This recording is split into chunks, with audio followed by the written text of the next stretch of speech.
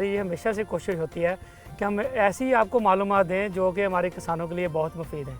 जैसा कि हुकूमत पंजाब और हमारी पाकिस्तान की गवर्नमेंट ने इसके ऊपर एक एक्ट पास किया हुआ है जिसको हम जो है पंजाब जो है डिज़ास्टर एक्ट 1958 का नाम दिया गया है, जिसके तहत जो ज़िम्मेदार है जो धान की जो बाकियात है इसको अगर आग लगाता है तो इसके लिए 15,000 रुपये से लेकर 5 लाख रुपए का जुर्माना है और इसके साथ FIR भी है। और इस एक्ट के तहत जो है बहुत से ज़िम्मेदारों पर पर्चे भी हुए, हमारी इन्वायरमेंट को भी नुकसान हो रहा है। मोटरवे पे भी आपने देखा कि बहुत से जो है वहाँ पे जब वो आग लगाई गई इसी धान की बाकियात को तो इसके ऊपर बहुत से एक्सीडेंट भी हुए। तो आज हमारे साथ जो मौजूद हैं ये मियाँ अजमल फ़ारूक साहब हैं, ये बेसिकली किसान दोस्त इंडस्ट्रियलिस्ट हैं। तो इन्होंने इसके लिए बड़ा अच्छा जो हमारे किसानों के लिए एक ये मशीन है जो जहाँ पे ये चला रहे हैं, इसको हे बेलर मशीन कहते हैं। हे बेलर का बेसिक मकसद यही होता है कि जो धान की बाकियात है इसको उठाता है और इसको उठा के जो इंडस्ट्री के यूज़ में लेता है। तो हम मियाँ अजमल साहब से आपकी मुलाकात कराते हैं, इनसे पूछते हैं कि जो हे बेलर है इसके कितने फ़ायदे हमारे ओवरऑल इन्वायरमेंट को हो रहे हैं, हमारी इंडस्ट्री को कितना फ़ायदा हो रहा है और अल्टीमेटली किसान को इसका क्या फ़ायदा हो रहा है। अस्सलाम वालेकुम मियाँ साहब, कैसे हैं? वेलकम जी तारक भाई। जी मियाँ साहब बहुत शुक्रिया, आपने बड़ा कीमती टाइम दिया। सबसे पहले तो आप बताइए कि ये जो हे बेलर मशीन है इसके जो है इसके बाद किसान को और इंडस्ट्री को कितना फ़ायदा हो रहा है इसका? थोड़ा सा मैं इस मशीन का इंट्रो करवाऊंगा पहले। एक्चुअल ये मशीन जो है यूरोप में तो यूज़ हो रही है। ये जो ग्रासेस हैं इसकी वो बेलिंग करके इसको स्टोर करते हैं और विंटर में इसको यूज़ करते हैं जी। पाकिस्तान में भी कुछ लोग आपका अल्फाल्फा और दूसरी जो रोड ग्रास है उसको इससे बेलिंग करके एक्सपोर्ट किया जाता है। ये तो हो गया इसका प्राइमरी जो कह लें यूज़ था या इनिशियल। लेकिन इसका दूसरा इस्तेमाल जो सबसे बड़ा हमारे जैसे मुल्क के लिए, हमारे किसानों के लिए, वो उससे भी कहीं ज़्यादा बेहतर है। अब देखें इस मशीन के साथ 2-3 मशीनें और इन्वॉल्व होती हैं। पहले इसमें हम इसको टोका बोलते हैं, कटर कह लें, वो चलाया जाता है। उसके बाद रैकर है जो इसकी लाइनें करता है और इसको जो टोके ने ये इसका राइस सिस्टम काटा हुआ है ना उसकी वो एक आप कह लें इकट्ठा कर देता है उसको। उसके बाद फिर ये हे बेलर जो है इसकी कलेक्शन करता है और इसकी बेलिंग करता है। और जो एक बेल है depend upon the moisture and variety of the crop. ये 350 से लेकर 400 किलो तक की बेल बनाई जाती है। इससे बड़ी छोटी की इसमें ऑप्शन होती है, वो आप अपने हिसाब से उसको सेट कर सकते हैं। लेकिन जो बोस्ट्री चल रही है वो 350 kg के राउंड अबाउट ± 5-10 किलो वो चल रही है। अब हमारे यहाँ आप अगर ये राइस है इसी को देख लें तो मेरा ख्याल है 70 से 80 लाख एकड़ इसकी जो है सोइंग या क्रॉप हमारे पास इस साल इसकी है। और ये 1 एकड़ से जो हम इसको कलेक्ट करेंगे या आप कह लें कर सकते हैं आसानी से, वो 1500 से 1800 मन kg, 1500 kg से लेके 1800 kg पर एकड़ जो है पर एकड़। बिल्कुल। तो अब आप इसका हिसाब लगा लें, इसको मल्टी ऑलमोस्ट जो 80 लाख एकड़ पे धान जो है ना वो काश्त की जाती है। बस इसको आप मल्टीप्लाई करें, वो जो फिगर आएगी वो आपका कैलकुलेटर जो है ना वो जवाब दे जाएगा। बिल्कुल ऐसे। और ये 300 kg कंजप्शन है इसकी, 300 से लेके 320 kg डिपेंड करता है जिस बॉयलर में या फर्नेस में आप इसको जला रहे हैं वो कितनी एफिशिएंट है और उसके ऊपर जो स्टाफ है वो कितना ट्रेंड है।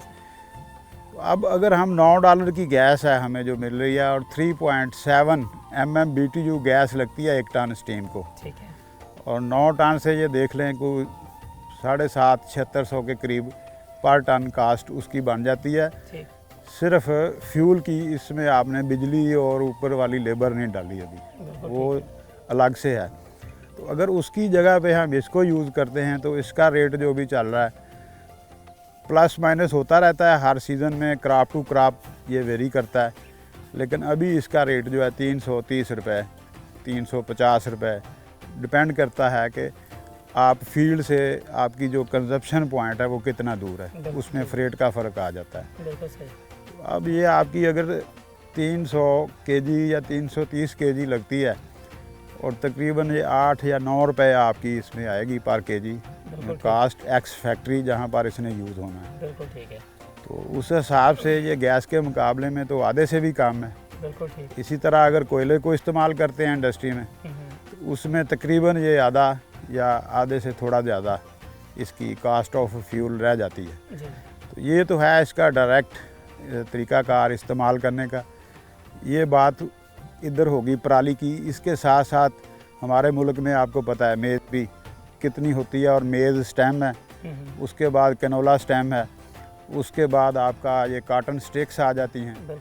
यानी कि इतना बायोमास हमारे पास है कि मैं दावे से कह सकता हूँ कि जो कि हमारे मुल्क की पूरी एनर्जी की requirement including our powerhouses बड़े आराम से जो हमने कोयले पे लगाए हैं, उनकी भी डिमांड पूरी की जा सकती है। और ये कोई रॉकेट साइंस नहीं है इसको किसी पावर हाउस में या बड़े या छोटे बॉयलर में चलाना। बिल्कुल सादा सा सिस्टम है जो तो उसमें कितना फ़र्क है मियाँ साहब, ये जो दोनों 50-50 कह लें आप। अच्छा जी।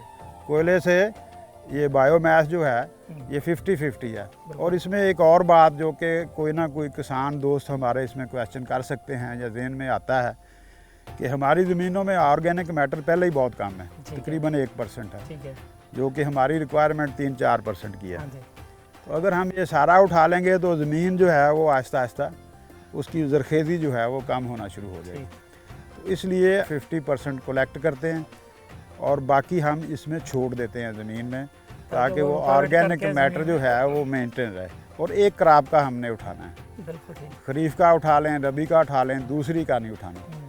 और इसमें वो आग वाला चक्कर भी। और राइस में ये बहुत बड़ा बेनिफिट है कि अगर राइस में तो हो ही नहीं सकता कि आप आग लगाने के बगैर, ना इसमें रूटावेटर चलता है, ना इसमें डिस्क चलती है, ना इसमें कल्टीवेटर चलता है, और उस सारी चीज़ों के करने के लिए फिर आग लगानी पड़ती है। आग लगानी पड़ती है तो उससे फिर वो एनवायरनमेंटल पोल्यूशन और ज़मीन के अंदर जितने माइक्रोब्स होते हैं वो भी और किसान दोस्त कीड़े होते हैं, उनके एग्स, उनके लार्वे वो सारे ख़त्म हो जाते हैं।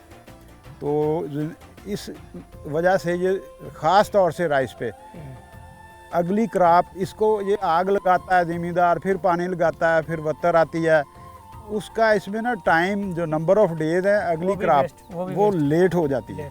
और ख़ास तौर से अभी तो ये अर्ली हार्वेस्टिंग हो रही है, जो अभी इसकी राइस की लेट हार्वेस्टिंग आनी है, उसके बाद फार्मर ने उसमें लगाना है फ़ौरन गंदम को, तो उस वक्त तो उसकी जान पे बनी होती है। और वो हमारी वो कह लें मिन्नतें करता है कि जी आप पहले मेरे फील्ड में इसको लगाएं। हमारी मशीन अभी फील्ड में चल रही होती है, तो उसके साथ ही फार्मर अपना ट्रैक्टर, रूटावेटर या कल्टीवेटर लेके उसकी प्लोइंग करके पीछे उसकी ड्रिल से या छट्टे से गंदम की सोइंग कर रहा होता है। तो अजमल साहब, जैसे अभी जब इसको हमारा फार्मर आग लगाता है तो फिर वो कहते हैं इससे पोल्यूशन आती है, स्मोक का मसला आता है, तो जब ये बायोमास चलता है, आपकी फैक्ट्रियों में जाके चलता है, मिलों में चलता है, तो उस टाइम में फिर जो कोयले से कितना कम इसका जो है ना एनवायरनमेंट को इसको ख़राब करती है ये जो बायोमास? हाँ, ये आपने बहुत अच्छा क्वेश्चन किया है। ये एक मिथ बन गई है, और जिस तरह बहुत सारी चीज़ें पहले भी गलत आम हैं। ये स्मोक ज़रूर पैदा होता है, स्मोक डेंजरस नहीं है, लेकिन ये कंट्रीब्यूट करता है। स्मोक जो अनबर्न पार्टिकल होते हैं, ये जो काला धुआं हमें नज़र आता है, वो सॉलिड पार्टिकल की वजह से नज़र आता है। ठीक हो गया। तो इसमें कोई सल्फ़र वगैरह तो होता ही नहीं, जो कि कोयले में तो लाजमी होता है, नेचुरल गैस में नहीं होता, वो क्लीन फ्यूल है। लेकिन वो तो अब कॉस्ट बिल्कुल कोई इंडस्ट्री चल ही नहीं सकती उसके ऊपर। तो इसके स्मोक में कार्बन मोनोऑक्साइड भी होती है और कार्बन डाइऑक्साइड बनती है। लेकिन वो जो डेंजरस स्मोक है ना, सल्फ़र वाली बात, क्योंकि हमारे बॉयलर्स के पीछे वेट स्क्रबर लगे हैं। बिल्कुल ठीक। और वो अब जब से हमने ये चलाना शुरू किया है, हमने वेट स्क्रबर भी डबल कर दिए हैं। ठीक हो गया। पहली बात तो ये है कि उधर आपको ऊपर बिल्कुल क्लियर नज़र आएगी चिमनी उसकी। अगर कहीं थोड़ा बहुत स्टार्टअप पे या क्लीनिंग के वक्त आता है तो उसको फिर आप वो चीज़ सल्फ़र डाइऑक्साइड नहीं बनती, क्योंकि इसमें सल्फ़र ही नहीं है। तो सल्फ़र होगा, कोयले में सल्फ़र है, वो हवा से ऑक्सीजन लेता है, सल्फ़र डाइऑक्साइड बन जाती है, वो हवा से ही मॉइस्चर लेता है, तो वो सल्फ्यूरिक एसिड बन जाता है, जिसको फिर हम कहते हैं तेज़ाबी बारिश। तो ये कोयले से तो बिल्कुल क्लीन फ्यूल है, 1000 गुना बेहतर है, एनवायरनमेंट फ्रेंडली है, और इसके ऊपर आपको कार्बन क्रेडिट भी मिलते हैं। तो अजमल साहब, ये जो हमारा फार्मर है अभी तो इसको सीख रहा है, इस मशीनरी के इस्तेमाल को सीख रहा है, और जो हमारी राइस की जो बायोमास है इसकी इस्तेमाल को सीख रहा है, तो उसको तो नहीं पता कि आप लोग कहाँ पे हैं और कैसे आपसे रब्ता किया जा सकता है, या इस तरह की चीज़ों। तो कोई पाकिस्तान में ऐसी कंपनी है जो किसान को ऑफ़र कर रही है कि हमें बुलाएं, हम आपके पूरे फील्ड का जो है ना बायोमास जो है ना उठा लेंगे आपको? नहीं, ऐसी कंपनी नहीं है इसमें। ये कंपनियां ज़रूर आ गई हैं, जैसे हमारे पास ये बेलर हैं 2, किसी के पास 1 है, किसी के पास 4 हैं। ठीक है। तो वो इस फील्ड में आ गए हैं। जो फार्मर्स है उनके जो लड़के फील्ड में घूमते हैं, पहले सर्वे करते हैं फार्मर के साथ, उसकी वेल लेते हैं। अगर वो एग्री होता है तो फिर उस फील्ड में जाके वो इसको कलेक्ट करते हैं। इसी तरह इंडस्ट्री के लोग हैं, उनको भी सीना दर सीना एक दूसरे से, जब कास्ट का इतना फ़र्क आएगा तो फिर उसकी कोई ज़रूरत नहीं पड़ती आपको पब्लिसाइज़ करने की। अजमल साहब देखिए, हमारे पाकिस्तान में बहुत सा हमारा जो यूथ है वो बिल्कुल भी जो है ना अभी सोच रहा है क्या करना चाहिए, एंटरप्रेन्योरशिप के ऊपर सोच रहा होता है, कश्तियाँ भर के जुनान में जाके वो अपने गिरते हैं, मरते हैं। और पाकिस्तान में हमारा देखिए हर चीज़ एग्रीकल्चर में जो है वो खाली पड़ी है। हम कहते हैं कि एग्रीकल्चर में कोई चीज़ भी वेस्ट नहीं होती जब तक आप उसको उसके इस्तेमाल का नहीं पता, उसकी वैल्यू एडिशन का नहीं पता या उसकी प्राइस का नहीं पता। तो पाकिस्तान में तो एंटरप्रेन्योरशिप के इतने आइडियाज़ हैं हमारे यूथ को। अगर यही बेलर जो है बेलर जो है हमारे यूथ को पता चले कि हम इसको किस तरह फार्मर के साथ जोड़ के एक कंपनी बना के और हम इंडस्ट्री को इसको दे सकते हैं, तो कितनी बड़ी एंटरप्रेन्योरशिप खड़ी हो जाएगी। कुछ बच्चे अभी इसमें आए हैं, वो कमीशन बेस पे काम करते हैं। वो फैक्ट्री वालों से या हमसे थोड़ा बहुत कमीशन लेते हैं, लेकिन उनके लिए वो इनफ होता है। बिल्कुल ठीक। अभी ये इसकी प्राइमरी स्टेज है। ठीक। दुनिया में तो ये इस तरह से यूज़ हो रहा है जैसे हम कर रहे हैं, ऐसे नहीं वो करते। इसके आगे फिर एक छोटा प्लांट है, वो भी कोई इतना एक्सपेंसिव नहीं है।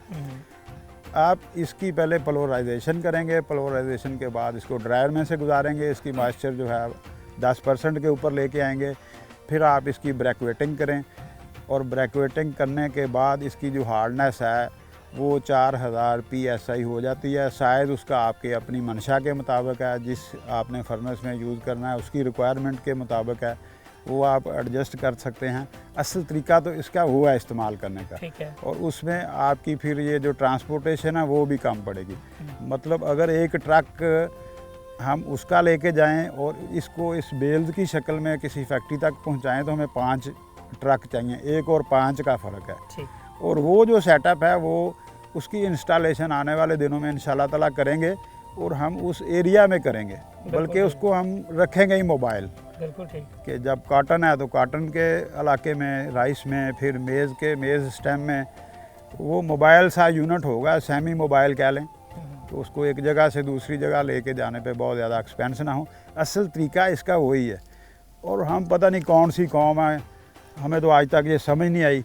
हमारे जो ऊपर बैठे हैं जिनको कहते हैं दानश्वर या बड़े दिमाग, ब्यूरोक्रेट्स, पॉलिसी बनाने वाले और इस चीज़ों को देखने वाले, वो बैठे हैं कुछ 6ठे फ्लोर पे, कुछ 7वें फ्लोर पे।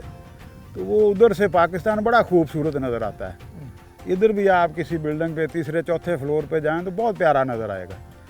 वो कभी ज़मीन पे उतरे नहीं, कभी फील्ड में गए नहीं। मेरा चैलेंज है, जिस तरह से मैं आज फील्ड में हूँ, कल भी था, रहते हैं, आप भी रहते हैं, वो आधा घंटा इधर खड़े होकर दिखाएं तो उनको तो सब खूबसूरत लगता है। बाकी हम मांगते हैं, शर्म हया हमें है नहीं, पूरी दुनिया से हम मांगते रहते हैं और अपनी चीज़ें ज़ाया कर रहे हैं। लोग हमें ताने भी देते हैं, हमें फिर भी शर्म नहीं आती। $4 बिलियन की हमने एक्सपोर्ट लॉस की, $4 बिलियन की रेमिटेंसेज हमने पिछले इस साल में जो हैं लूज़ की हैं, और $1 बिलियन के लिए हमने नाक रगड़ी है, जो वापस भी देना है, शर्तें भी मानी हैं।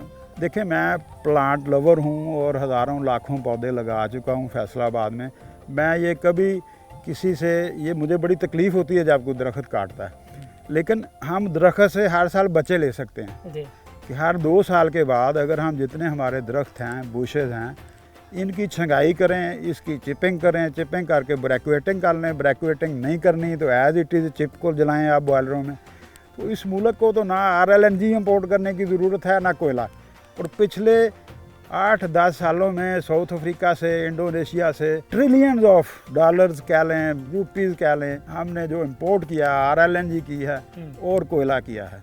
मेरा ख्याल हमारा उतना डेट नहीं होगा, जिस डेट की वजह से आज हर बंदा परेशान है। लेकिन हम अपने जो इंडिजिनस रिसोर्सेज हैं उनकी यूटिलाइजेशन के लिए कोई पॉलिसी नहीं है। हर बंदा अपने अपनी जगह पर टक्करें मार रहा है जितनी उसकी हिम्मत होती है, और जब वो टक्कर छक्कर मार के थक जाता है तो वो हार जाता है।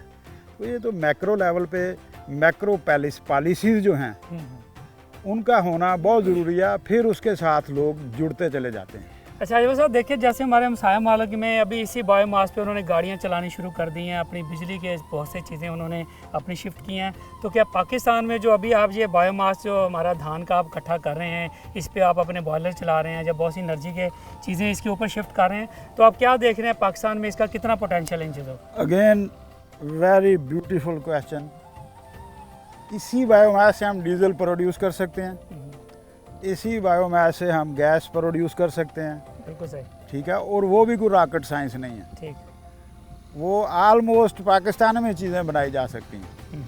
लेकिन अब इसमें भी जब किसी ने बनाना है ना, तो इसके ऊपर को 22 महकमे आएंगे कि ये बम्ब बना दिया आपने, उसको फैसिलिटेट करें, उसको कोई सर्टिफिकेशन दें, उसकी कोई ट्रेनिंग करें, कोई बाहर से टेक्नोलॉजिस्ट बुलवा लें, ताकि वो जो कोई चीज़ हमारा इधर लोकल मैन्युफैक्चरर है उसको वो वेट कर दें, उसकी इंस्पेक्शन कर लें, उसकी छोटी मोटी गलतियां दूर कर दें। कोई 1-2 पायलट प्रोजेक्ट खुद गवर्नमेंट चाइना से मंगवा के या यूरोप से मंगवा के वो इंस्टॉल करे किसी अच्छी इंडस्ट्री में या किसी बड़े फार्म पे। बिल्कुल ठीक। उसमें से तो डीजल भी मिलता है, आपको गैस भी मिलती है। स्वीडन में मैंने गैस के ऊपर ये बसें चलती देखी हैं, वो जो गैस बायोगैस है, बायोगैस निकलती है, इसमें से डीजल निकलता है, इसमें से वो आपकी चारकोल निकलती है, इसमें से आपकी वो निकलती है, जब इसको आप प्रोसेस करते हैं बाई प्रोडक्ट CO2 निकलती है इसमें से, जिसका बहुत ज़्यादा यूज़ है आपके ये सोडा वाटर में। अभी अजमल साहब, ये फार्मर्स के लिए आप क्या कहेंगे? ये जो फार्मर हमारा अभी बड़ा इलिटरेट है, अभी बहुत दूर है इन चीज़ों से, तो किस तरह ये फार्मर इंडस्ट्रियल लिंकेजेस जो है ये कैसे उसको, ये कौन लोग हैं जो इनको ये बात बताएंगे ये सारी चीज़? फार्मर हमारा बहुत अक्लमंद है, इलिटरेट कोई नहीं है, उसको रखा जाता है।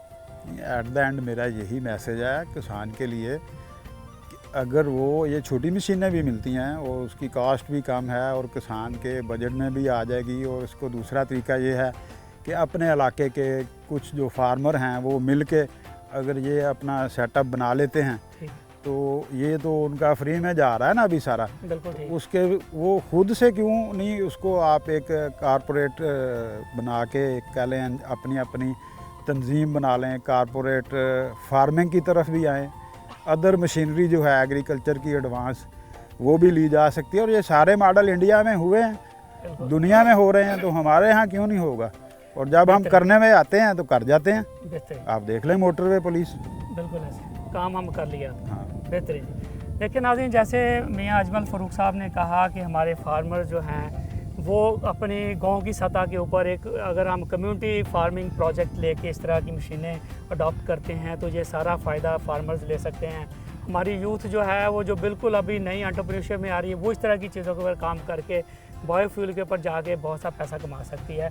तो अभी जो हमारा जो डिज़ास्टर एक्ट है 1958 का, जिसको नेशनल जो है ना इसमें क्लाइमेटाइज एंड जो रिलीफ एक्ट का नाम दिया गया है, उसके तहत जब आग लगाने पे पाबंदी है, तो मेरा ख्याल है कि पाकिस्तान में हमें फार्मर को समझना चाहिए कि हमने कभी भी कानून को हाथ में नहीं लेना, अपने धान की इस बाकियत को आग नहीं लगानी, और यही एक वाहद तरीका है जिसके ऊपर जाके हम जो है ना सिर्फ एनवायरनमेंट को क्लीन कर सकते हैं और अपने मुल्क के लिए जो है ना बहुत सा ज़र मुबादला बचाने में भी अपने मुल्क का जो है ना वो साथ दे सकते हैं।